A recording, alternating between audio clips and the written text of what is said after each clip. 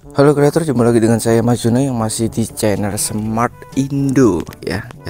Sekarang mungkin channelnya menjadi Smart Indo karena channel yang kemarin ternyata terkena pelanggaran. Oke, di video kali ini saya akan membagikan cara bagaimana agar ganti thumbnail. Ya, banyak sering terjadi yang di konten kreator lain itu susah sekali untuk mengganti thumbnail. Ya, ini adalah video atau di channel baru ya, video baru di channel baru lagi ya kan. Nah, mengganti thumbnail itu sebenarnya gampang sih, tergantung dari device-nya atau HP kalian masing-masing. Kadang HP-nya support dengan belum diizinkan ya, maaf, bukan support, belum diizinkan, apalagi ada yang mungkin belum pengizinannya itu belum diaktifkan. Nah, kalau misalkan diaktifkan, ini cara mengganti thumbnailnya seperti ini ya.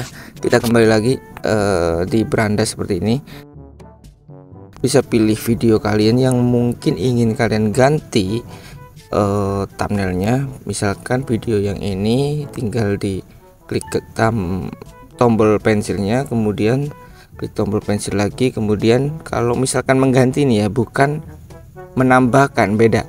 Kalau menambahkan thumbnail itu tidak ada tampilan seperti ini.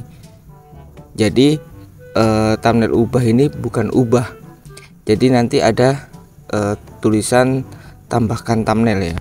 Ini untuk menggantinya. Kemudian ini klik file seperti ini. Nanti akan diarahkan ke dokumen kalian atau di file HP kalian seperti itu.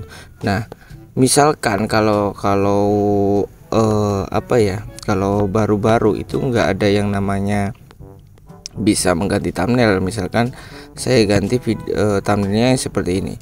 Nah, ini nggak langsung ke filenya, bukan nggak langsung ke filenya, tapi nggak bisa mengganti. Nah, caranya bagaimana nih Bang? Nah, caranya seperti ini. Kita kembali ya, kemudian ini kita info seperti ini, YouTube Studio kalian, aplikasi itu kalian info, kemudian di sini ada perizinan aplikasi. Nah, ini penyimpanannya kalian aktifkan ya. Misalkan kalau posisinya seperti ini nonaktif, itu kalian bisa aktifkan terlebih dahulu biar YouTube Studio kalian membaca file-file atau gambar yang terdapat di HP kalian seperti itu. Jadi setelah kalian aktifkan, kalian akan bisa mengubah thumbnailnya atau gambarnya ya. Itu akan mendeteksi di filenya seperti itu. Oke, cukup mudah, simple dan gampang. Jika ada pertanyaan kalian bisa tanyakan.